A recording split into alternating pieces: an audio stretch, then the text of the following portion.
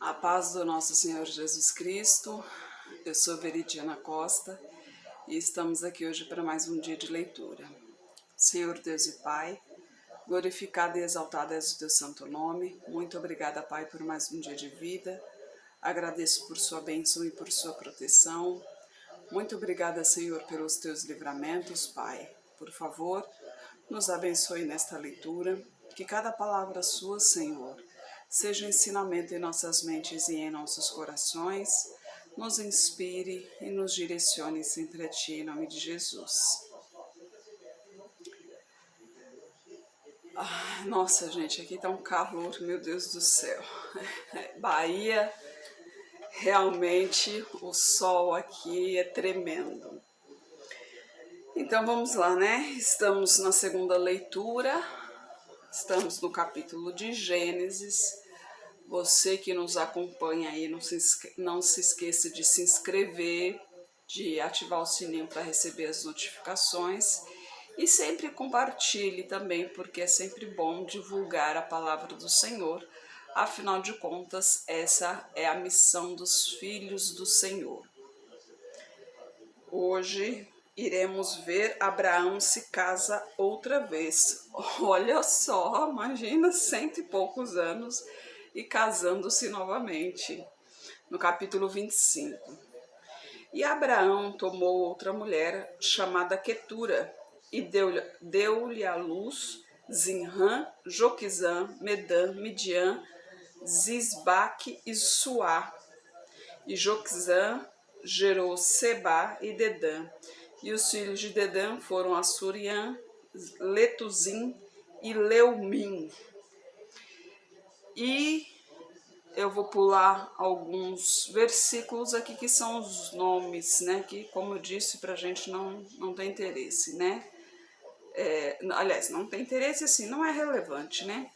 Então vamos ver a partir do século 20. Porém, Abraão deu tudo o que tinha a Isaque.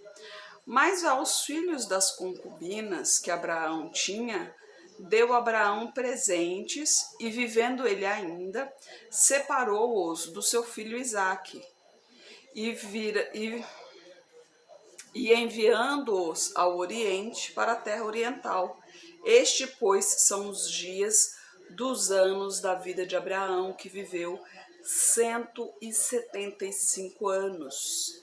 E Abraão expirou, morrendo em boa velhice, velho e farto de dias, e foi reunido ao seu povo. E Isaque e Ismael, seus filhos, sepultaram-no na cova de Macpela, no campo de Efron.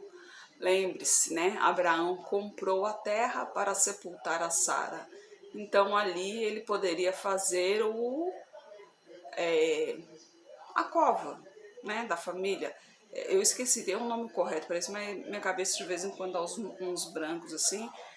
Eu esqueci como que chama, mas então ficou ali, no campo de Efron, filho de Zoar, Eteu, que estava em frente de Manre, o campo que Abraão comprara dos filhos de Et. Ali está sepultado Abraão e Sara, sua mulher. E aconteceu depois da morte de Abraão que Deus abençoou a Isaque, seu filho, que habitava junto ao poço de Laai-Roi. Estas, porém, são as gerações de Ismael, filho de Abraão, que a serva de Sara, Agar, egípcia, deu a Abraão. Aqui eu vou pular também, né, porque não é relevante os nomes, né. Um detalhe estes são, aqui ó, no versículo 16, estes são os filhos de Ismael, e estes são seus nomes pelas suas vilas e pelos seus castelos, 12 príncipes segundo as suas famílias, né?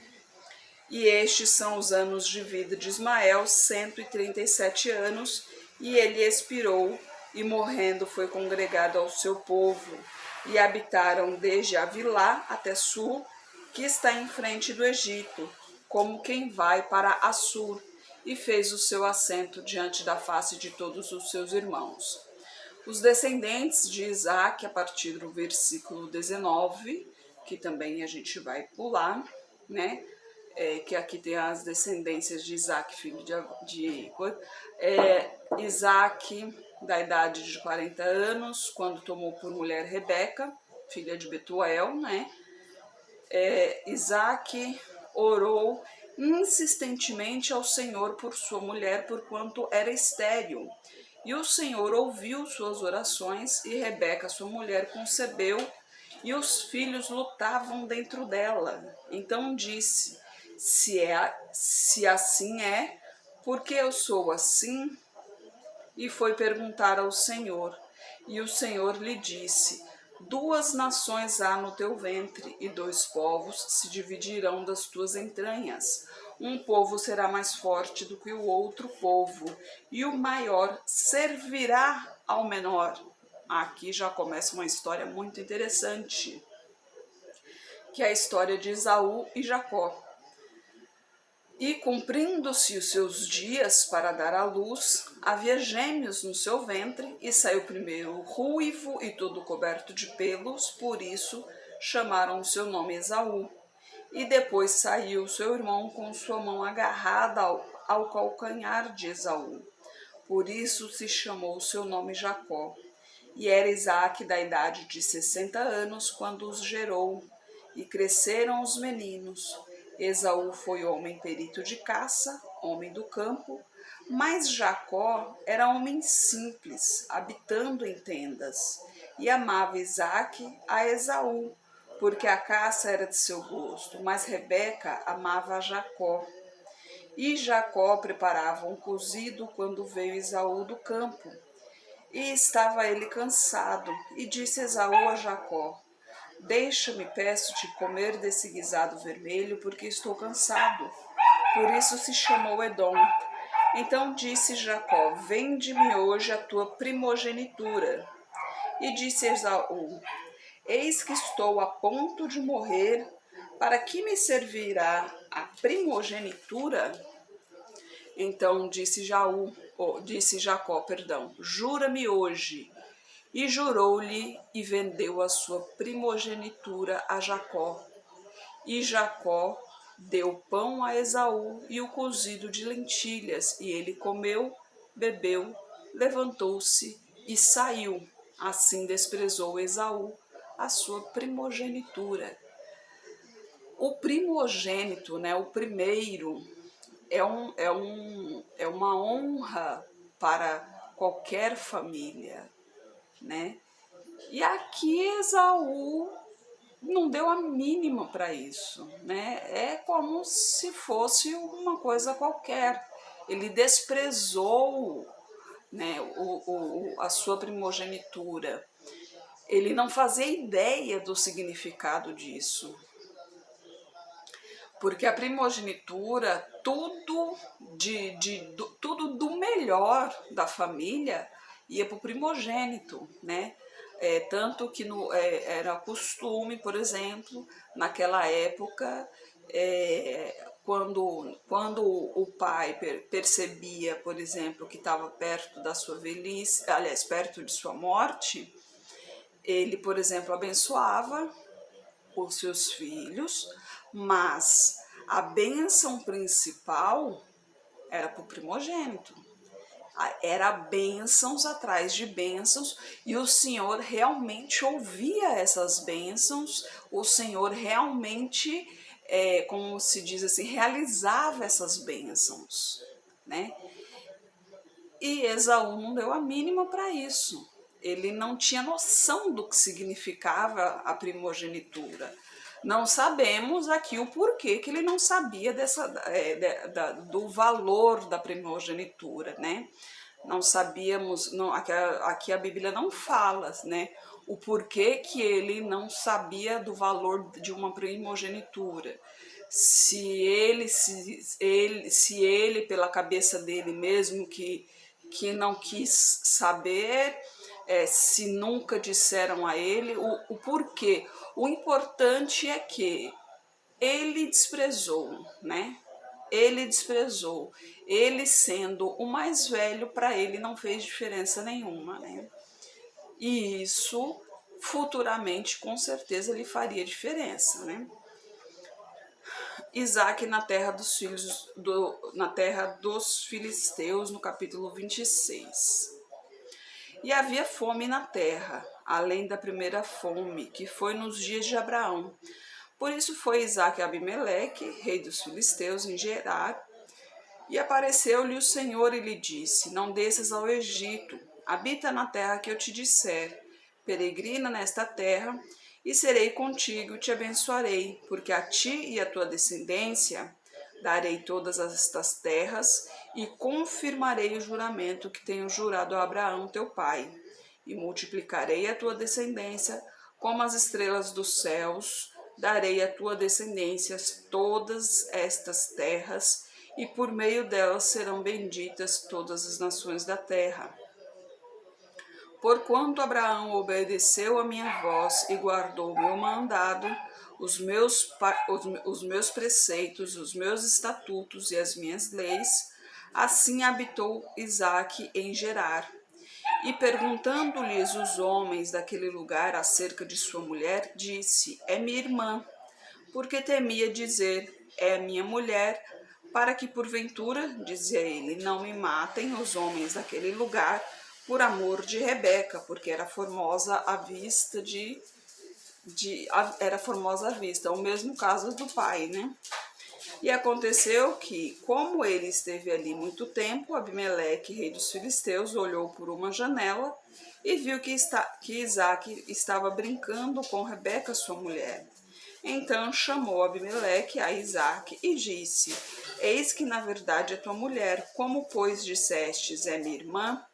E disse-lhe Isaque: Porventura eu dizia, para que eu, porventura, não morra por causa dela.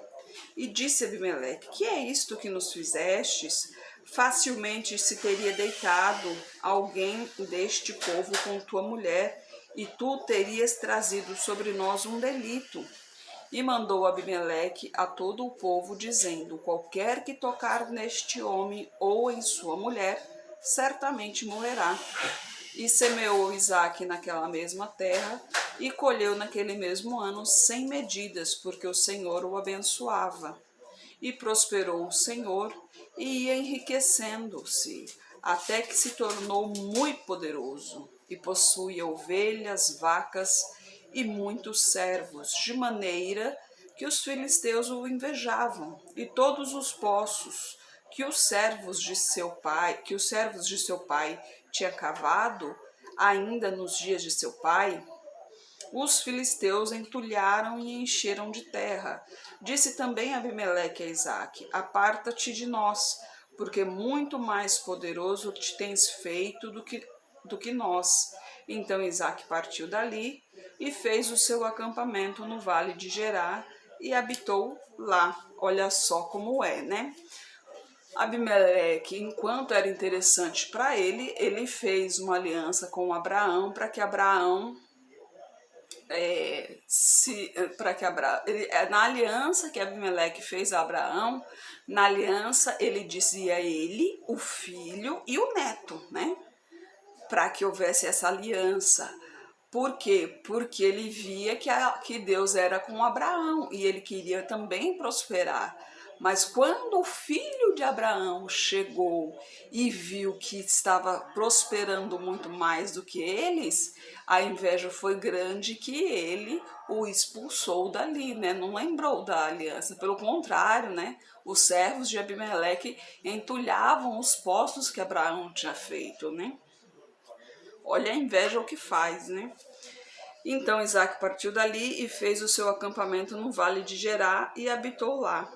E tornou Isaque a abrir os poços de água que cavaram nos dias de Abraão, seu pai, e que os filisteus entulharam depois da morte de Abraão. E chamou-os pelos nomes que os chamaram seu pai. Cavaram, pois, os servos de Isaque naquele vale e acharam ali um poço de águas vivas. E os pastores de Gerar porfiraram com os pastores de Isaque, dizendo: Esta água é nossa. Por isso chamou aquele povo Ezeque, porque contenderam com ele. Então cavaram outro poço e também contenderam sobre ele. Por isso chamou-o Sitna. E partiu dali e cavou outro poço, e não contenderam mais sobre ele. Por isso chamou-o Reobote e disse: porque agora nos livrou o Senhor e prosperaremos nesta terra. Depois subiu dali para Berseba.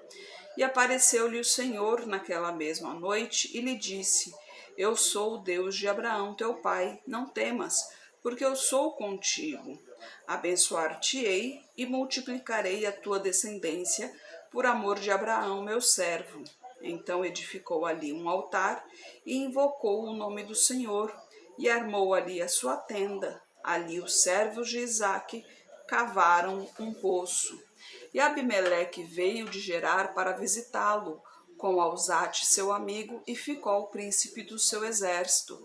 E disse-lhes Isaque: por que viestes me visitar? Pois vós me aborreceis e me expulsastes do meio de vós? E eles disseram: havemos visto, na verdade, que o Senhor é contigo. Por isso dissemos: haja agora juramento entre nós e ti, façamos aliança, que não nos faça mal, como nós não temos te tocado, e como te fizemos somente bem, e te deixamos ir em paz. Agora tu és o nosso bendito do Senhor.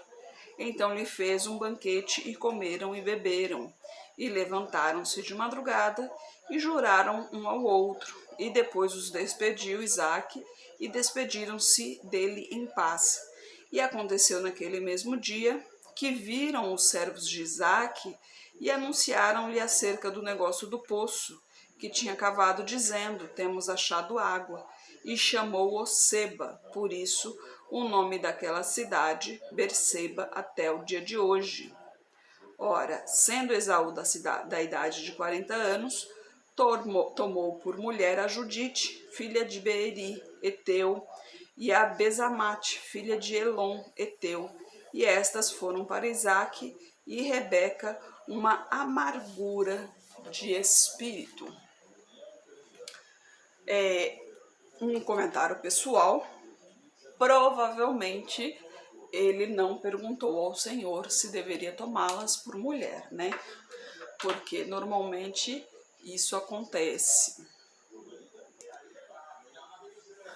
Quando nós tomamos decisões sem perguntar ao Senhor se se essa decisão está correta ou não, que decisão tomar, né?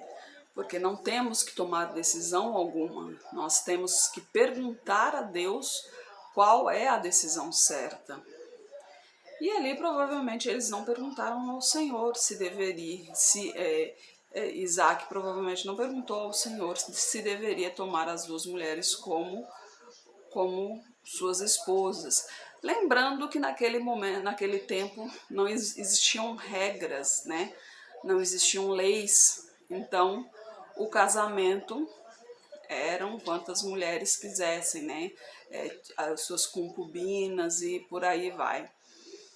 E, e ali, mas em questão disso, a gente vai continuar amanhã, até mesmo porque hoje eu quero fazer um vídeo um pouquinho mais curto, porque ontem, vocês me perdoem, eu me prolonguei muito, mas quando a gente começa a falar do Senhor, a gente realmente acaba se empolgando. É muito bom falar do Senhor, o tempo passa que a gente nem percebe.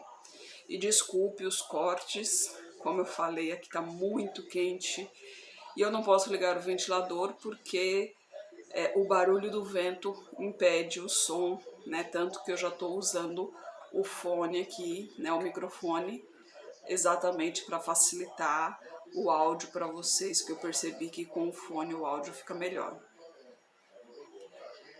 E o que a gente vê disso tudo é que aquele que realmente anda nos caminhos do Senhor, ele promete, inclusive, cuidar da sua descendência, né?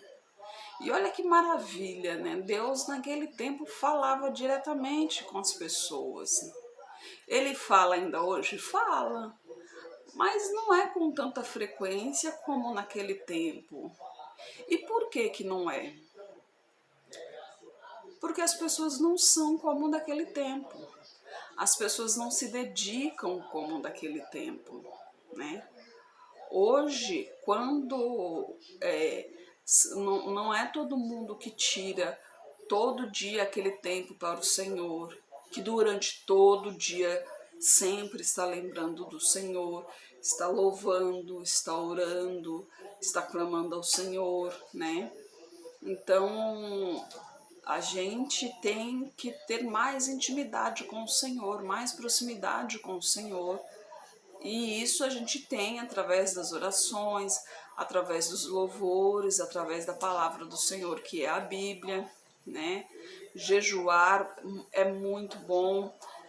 Questão do jejum é algo pessoal também, porque tem o jeito certo de fazer jejum, né?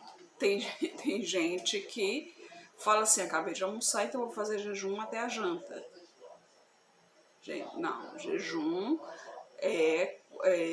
a Bíblia, inclusive, ela não explica exatamente, mas ao meu entender, jejum é você acordar de manhã e não se alimentar de nada, né? O meu entendimento de jejum é esse, né? Não se alimentar de nada e você propor um horário.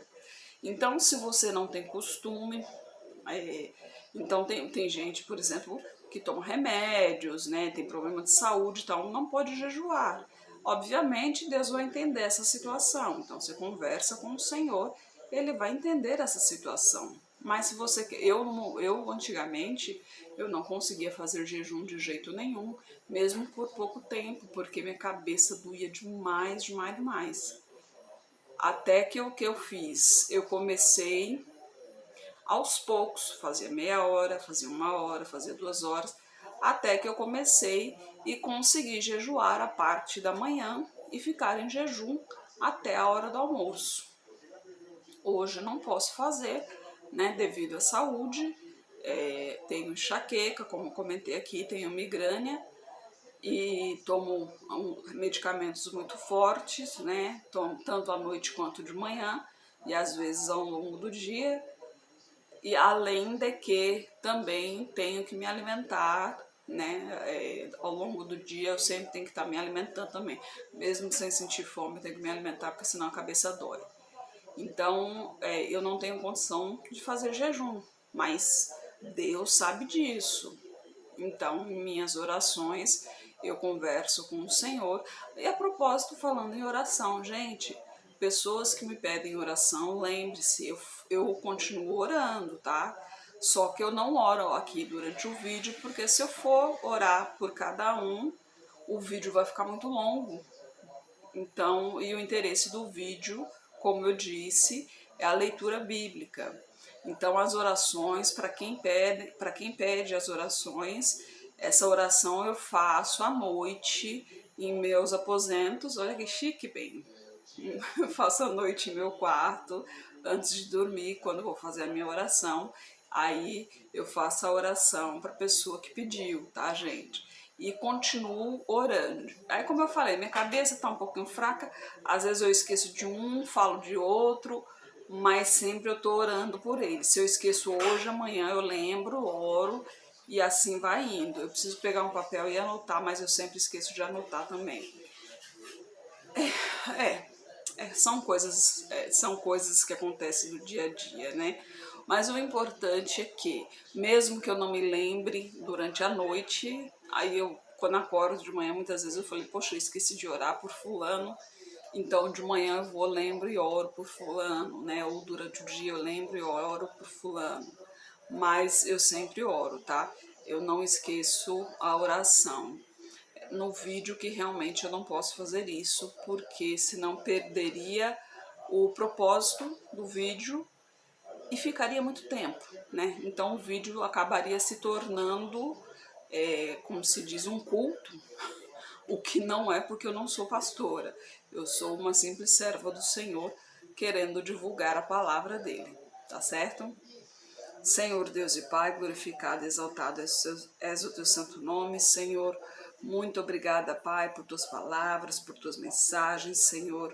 Eu peço a Ti que esteja com essa pessoa que está orando comigo, Pai. Manifeste o Teu poder na vida dela, Senhor. Toque onde ela mais precisa de Ti, Senhor. Seja na saúde, seja nas finanças, seja na vida pessoal, seja na vida profissional, seja no psicológico, seja no emocional, Pai. Toque, Pai, purifique-a de tudo que não lhe pertence, Senhor. Peço a Ti por toda a minha parentela, por toda a parentela de meu esposo. Derrama a Tua unção sobre cada um deles, Pai. Manifeste o Teu poder na vida de cada um e traga todos para o Seu caminho, Senhor. Peço a Ti pelos nossos governantes, pelas nossas autoridades, que os Teus anjos estejam guiando cada um deles de acordo com a Tua vontade, Pai. Peço a Ti pelos Teus filhos, por favor, nos capacite cada vez mais para proclamarmos o Teu Evangelho, Senhor. É o que eu oro em nome de Jesus. Amém. Que Jesus Cristo esteja em seu coração e que Deus abençoe.